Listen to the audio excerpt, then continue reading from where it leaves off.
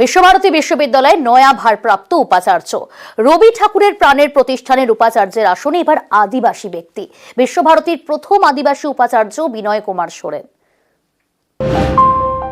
ওরা চিরকাল টানে দাঁড় ধরে থাকে হাল, ওরা মাঠে মাঠে বীজ বনে পাকা ধান কাটে, ওরা কাজ করে নগরে প্রান্তরে।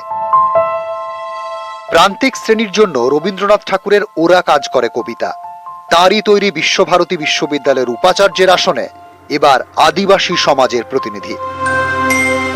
নয়া উপাচার্য বিনয় কুমার সোরেন, তিনি বিশ্বভারতীর প্রথম আদিবাসী উপাচার্য।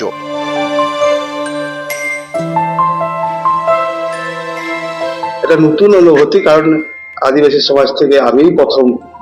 অবশ্যই যে এই অনুভূতিটা মুখে বলা একটু হলেও অসুবিধা। এই পোস্টটা তো আদিবাসী যে রিজার্ভেশনও নয়, এও নয়। আমি কিন্তু আমাদের যে প্রসিডিওর বা একটা স্ট্যাটু, সেই অনুযায়ী আমি এসেছি। বিশ্বভারতী বিশ্ববিদ্যালয়ের পল্লী সংগঠন বিভাগের অধ্যক্ষ বিনয় কুমার সোরেন বীরভূমের শান্তিনিকেতনের বাসিন্দা। রবি ঠাকুরের প্রাণের শান্তিনিকেতন, বাঙালির গর্বের শান্তিনিকেতন। 1901 সালে এই শান্তিনিকেতনে স্কুল শুরু করেন রবীন্দ্রনাথ ঠাকুর। এর 20 বছর পর 1921 সালে বিশ্বভারতীর প্রতিষ্ঠা। 1951 সালে কেন্দ্রীয় বিশ্ববিদ্যালয়ের মর্যাদা পায় বিশ্বভারতী। পদাধিকার বলে এই বিশ্ববিদ্যালয়ের আচার্যর পদে বসেন প্রধানমন্ত্রী।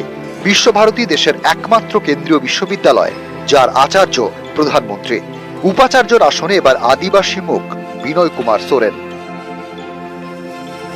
আমাদের গুরুদেব রবীন্দ্রনাথ ঠাকুর যে প্রতিষ্ঠানের প্রতিষ্ঠাতা, তার একটা উপাচার্যের দায়িত্ব আমাকে নিতে হলো। সেটা অবশ্যই আমার কাছে গর্বের এবং আবেগেরও বলতে পারি। শান্তিনিকেতন মানেই প্রাচীন বট, ছাতিমতলা, রতনপল্লী, ভুবনডাঙ্গা, বিশ্বভারতী, সব জায়গায় রবীন্দ্র স্মৃতি। গত বছর ইউনেস্কো ওয়ার্ল্ড হেরিটেজ স্বীকৃতি পায় শান্তিনিকেতন।